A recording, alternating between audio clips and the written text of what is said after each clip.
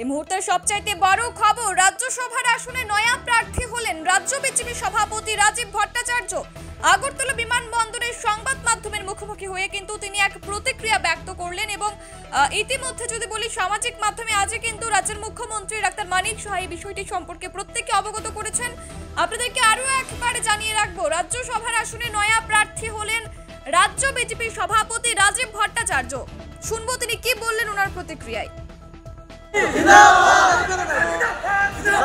দেখুন, আমি ভারতীয় জনতা পার্টির একজন সাধারণ কার্যকর্তা।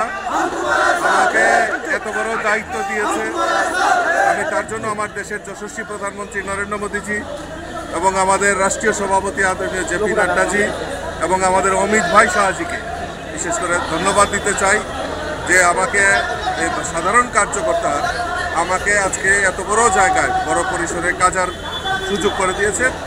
আর এবং বিশেষ করে ত্রিপুরার বাসীকে আমি ধন্যবাদ জানাই এত বড় সুযোগ আমাকে দেওয়ার জন্য। আশীর্বাদ, দায়িত্ব কি আরো বেড়ে গেছে বলে মনে হচ্ছে? নিশ্চয়ই, ধন্যবাদ।